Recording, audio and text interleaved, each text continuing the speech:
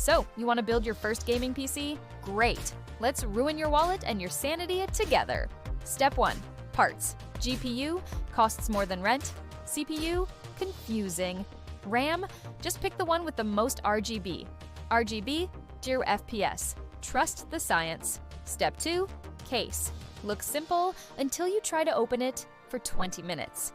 Step 3. CPU install. Align the triangle. Don't force it. Seriously, don't snap. Okay, next step. Step 4. Thermal paste. Pea-size drop. Not ketchup on a burger. Step 5. GPU install. Push it in like you're mad at it. Boom.